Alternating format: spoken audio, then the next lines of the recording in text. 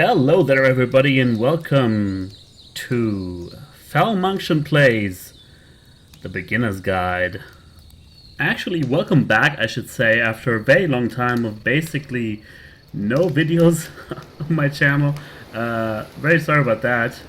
Things just sort of happened and I just didn't have enough time to just devote myself to this schedule that I've had for a very long time of uploading one video per day, and I kind of still don't have that time right now, at least not yet. I do want to get back into that rhythm, but it may take a little while, so don't get your hopes up just yet. But every now and again there comes along a game like this, and you might not have heard of the beginner's guide other than, well, what I only know about it so far, that it's been made by the same person, guy, team, I don't know, who made the Stanley Parable. One of my favorite of these new kind of adventure games that some like to label walking simulators. I loved the Stanley Parable. I adored it. I played it forever until I found every nook and cranny, every ending there was to it, and I loved every second. I don't actually know if this renders my mouse cursor. I hope it does. Yeah, and just as with the Stanley Parable, I have to give you like a huge spoiler warning.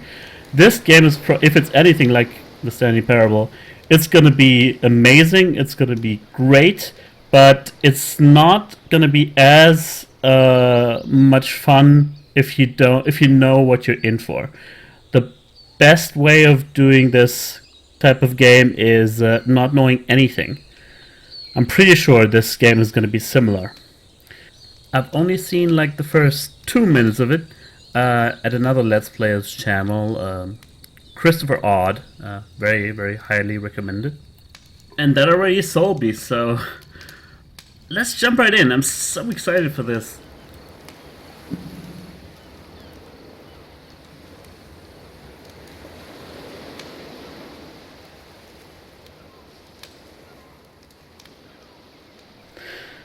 And as always, the controls are very minimal, but we probably won't have to do anything else. Hi there. Thank you very much for playing The Beginner's Guide. My name is Davey Reedon. I wrote The Stanley Parable, and while that game tells a pretty absurd story, today I'm going to tell you about a series of events that happened between 2008 and 2011. We're going to look at the games made by a friend of mine named Coda. Now, these games mean a lot to me. I met Coda in early 2009 at a time when I was really struggling with some personal stuff, and his work pointed me in a very powerful direction. I found it to be a good reference point for the kinds of creative works that I wanted to make. So just to start you off, this is, I think, the first game he ever made. Ha! It's a level for Counter-Strike. You can walk around here, by the way. Sorry about that. I just realized that we don't have any subtitles, so I'm gonna change this. Full captions, none. Yeah, we want full. That should be fine. Actually, anything else I want to change here? No thanks. No thanks. Advanced. Seems okay. I should have actually checked this before we started, but everything seems to be fine.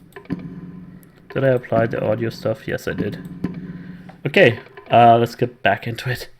And mostly it's just Coda learning the basics of building a 3D environment. But what I like is that even though he starts from the simple aesthetic of a desert town, he then scatters these colorful abstract blobs and impossible floating crates around the level. And of course, it destroys the illusion that this actually is a desert town, and instead this level becomes a kind of calling card from its creator. It's like a reminder that this video game was constructed by a real person. And it kind of makes you wonder, what was going through his head as he was building this? This is what I like about all of Coda's games. I mean, Not that they're all fascinating as games, but that they are all going to give us access to their creator. I want us to see past the games themselves.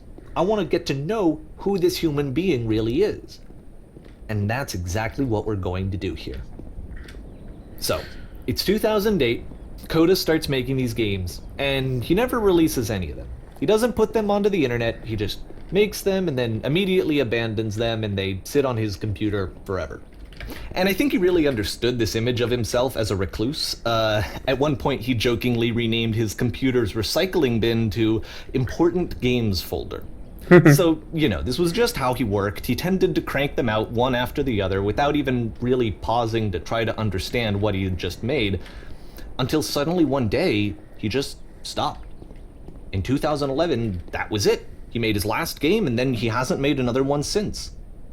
And that's why I've taken this opportunity to gather all of his work together, is because I find his games powerful and interesting, and I'd like this collection to reach him, to maybe encourage him to start creating again. And if the people like you who play this also happen to find his work interesting, then I'm sure it'll just send that much stronger of a message of encouragement to Coda. So thanks for joining me on this. If you have a particular interpretation that I haven't mentioned here, or if you just need to get in touch, you can email me at daveywreden@gmail.com. Okay, that's about it for introduction. Let's take a look at Coda's first proper game. As each game is loading, I'll show you the date that it was completed. This first one was made in November 2008. Okay, hold on. I feel like I have to pause the game every once in a while, like in Telltale, in a Telltale game, to convey my thoughts. So, this is David Redden apparently talking to us, like directly, and he's talking about this friend of his, this game developer friend who's doing this more as a hobby, and this is his introduction. This hasn't been, in Stanley Parable, we were talked to by a narrator, not by the actual person behind it, and it was telling a story, but this looks like more of a documentary, or like a guided documentary through somebody's work. If that is it, that's of course only what we can see from the beginning. That's the that's the first step. We might have something else on our hand, though. I would be expecting a little bit more than just this. Who knows? Maybe this isn't even David Redden, and this Coda guy never existed. So I'm very, very curious to see where this goes.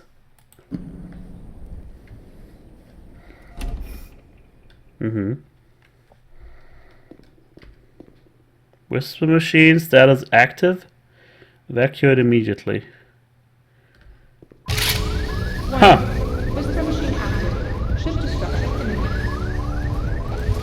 Can shoot. This game is called Escape from Whisper, and it's one of the more generic games you'll see from Coda.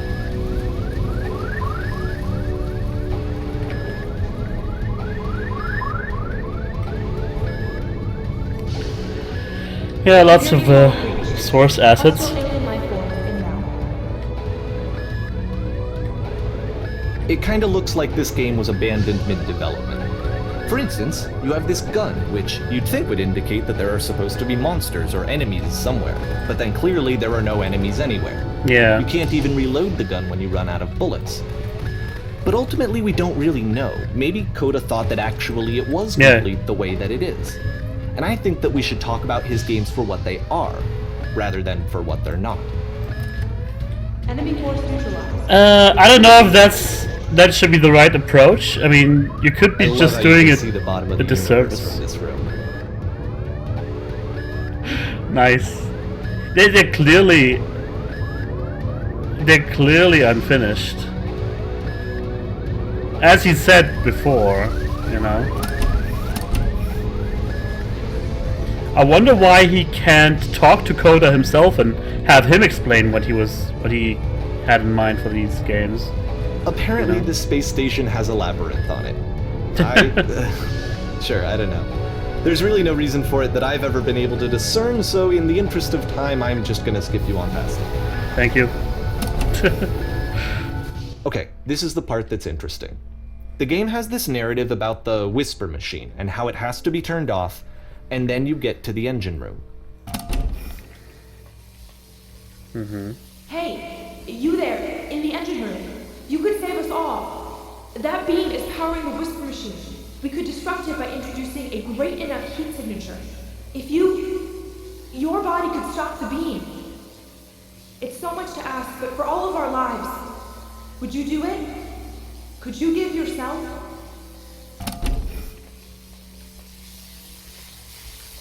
I mean, there doesn't seem to be like any narrative so far. We don't know what the whisper machine is, why it is a danger to anybody. This is not a branching point, unfortunately. Yeah. The only option is to step into the beam. I get it, but I don't know whether to trust this voice or not. I've never heard of her, so that's what games like these lack most of the time. You need some kind of investment into the story, and that unfortunately needs preparation, and many games don't allow it themselves to have that kind of development. But yeah, let's step into it, and we're dead. Let me pause here for a second. What you just experienced, stepping into the beam and then dying, is probably what Coda had initially intended when he was developing this level. But when he first compiles and plays it, something goes wrong. There's a bug somewhere. And this is what happens instead. You respawn? Oh, maybe now he's gonna show us the bug. Ah.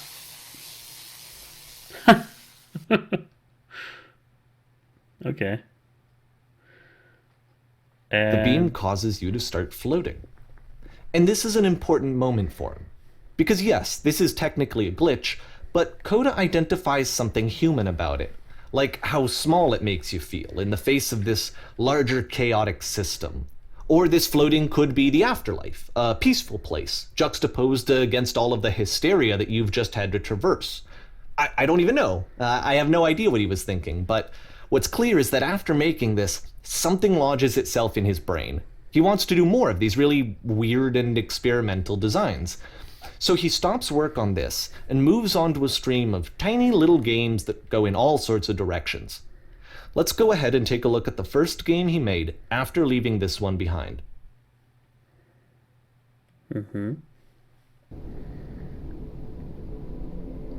This past was behind her. We can't move there. Yep. In this game, you can only walk backwards. What? Interesting.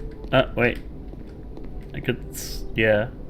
There's a gap in between the wall and the ground.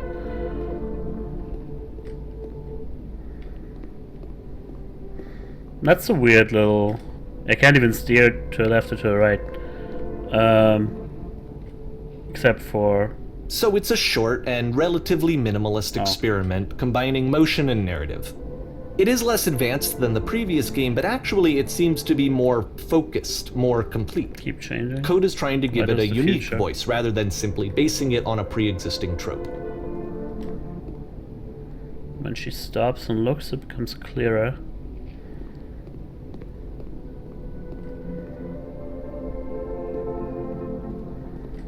But the future is always behind her. How will she find the strength?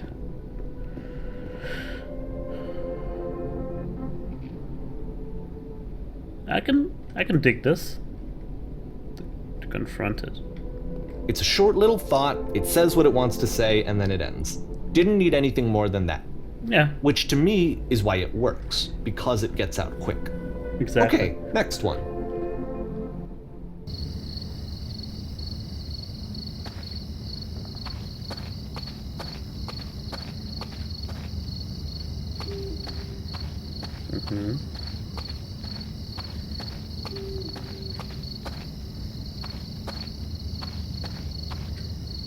And that's it.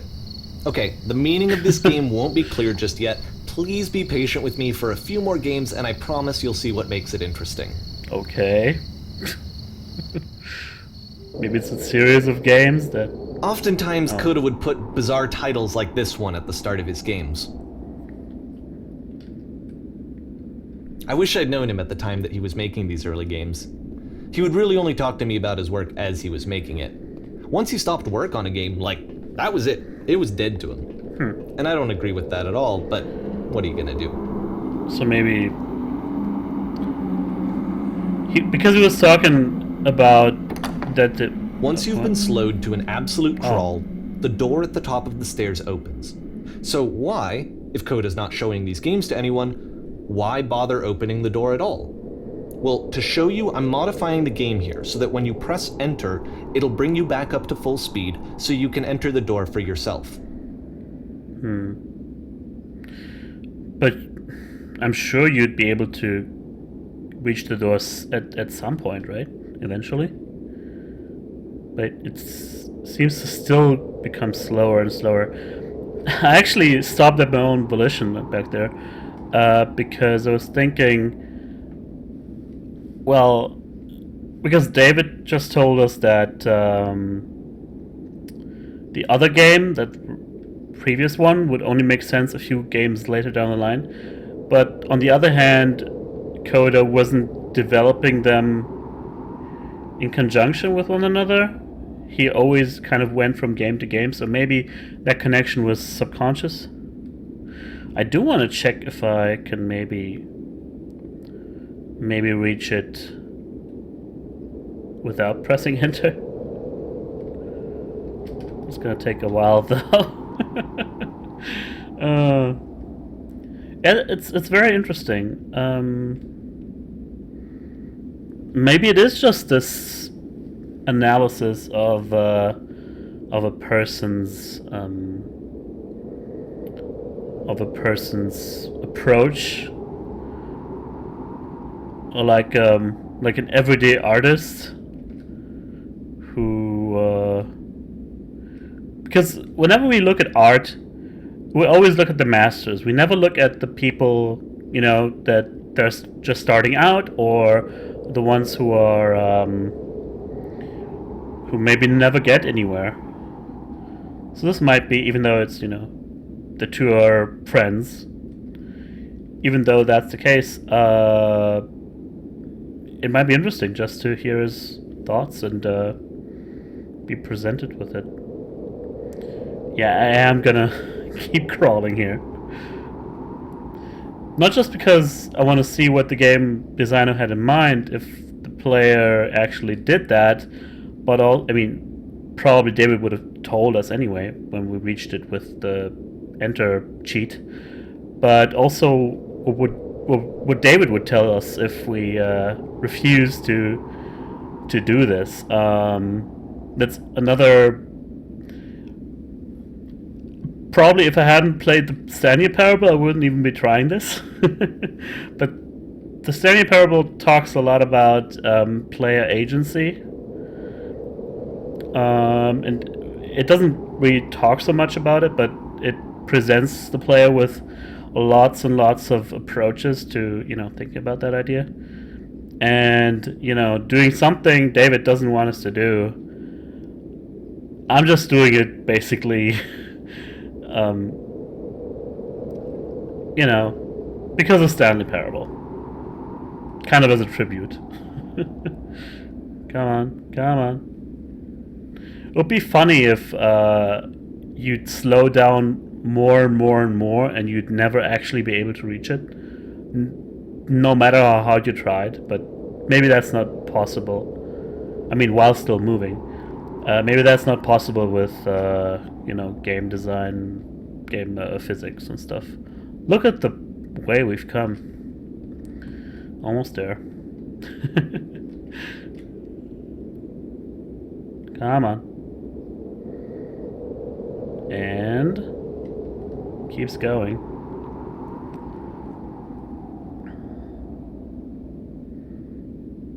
Like an orange. Is that a couch or? Just a block. He speed me up again, maybe.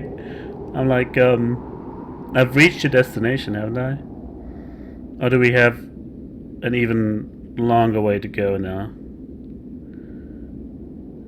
Oh boy.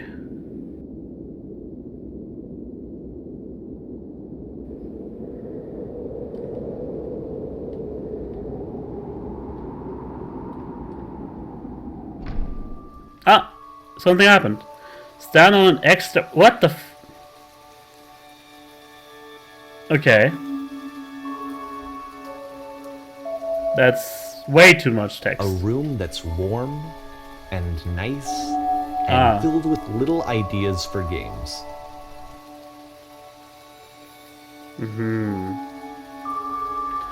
So it's kind of... Coda would often tell me that he didn't mind if people thought of him as cold or distant.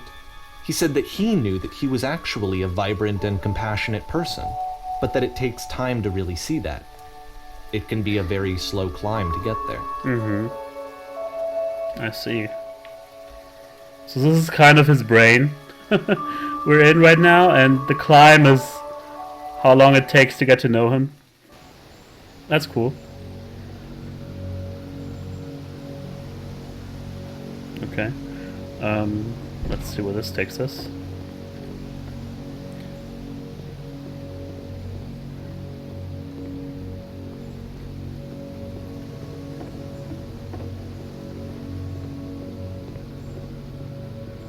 Ready, set, fish, huh? Well, this is new for Coda. It's an actual puzzle. Go ahead and see if you can solve it.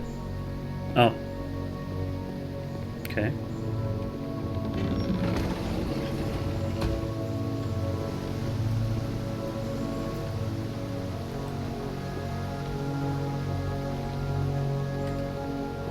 There's a wall, and there's a wall. You can't jump back up, of course. We can't use the door.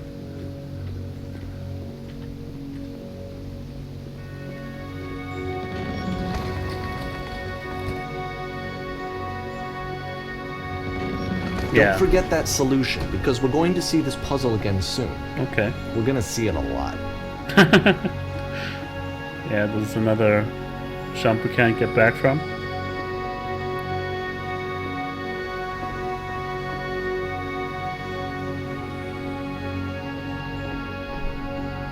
So that seems to be it, right? You walk down a corridor, you solve a puzzle, you get to the end. Simple enough. Alright, now I'm going to modify the game again so that when you press enter, it'll remove all of the walls from this room. Okay. Let's see. I mean, was there anything else for me to do here? Or is this the end of the game? Okay, I'm pressing enter now. Whoa! Okay. That's a How lot. about that? There was more to it than we had any way of knowing.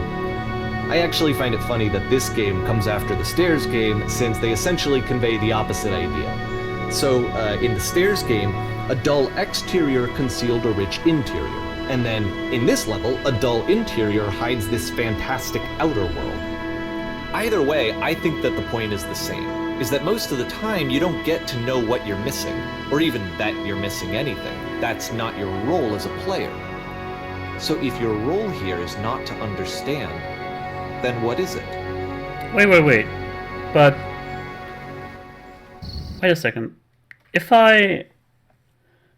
how would I see these other parts of the level if not for the cheat? I mean, was the cheat in the game to begin with? Was the player supposed to find that out somehow, or... I'm not really getting this this fish game there.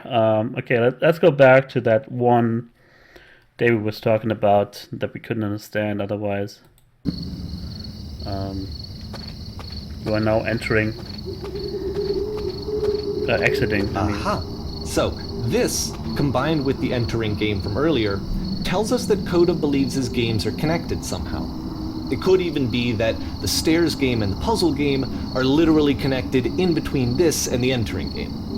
There's a bigger picture that all of his games are meant to play a role in, some larger meaning that we won't be able to grasp until we've seen all of them. And once we have, we can step back and start to understand what exactly that bigger picture is. But that stands in complete contradiction to what he said earlier. I mean, if he wasn't... I guess he could still be planning ahead, even though he refused to talk about the other games he was planning and developing. Interesting. But that also paints him as a different kind of person. Because at the beginning, he told us that Coda would, delete the games and not have them intended to be shown to anybody, except for his friends, I guess. But now there's this big, elaborate plan from game to game to say something, maybe? Who knows? Anyway, I think that's enough for this episode. I'm not quite sure how long this is going to take, because people have been telling me this game was like only 1.5 hours long, and I implore you, because I'm sure it's going to be a lot more interesting from here on out. If you still haven't played the game yourself, do yourself a favor and do it first before continuing this series on my channel. But yeah, thank you very much for watching. As always with new series, I'm very interested to see what you think of it. If you like it, please let me know. Interact with me on the channel. Also, talk to me on Twitter @falmunction. And I'll see you next time. Bye-bye.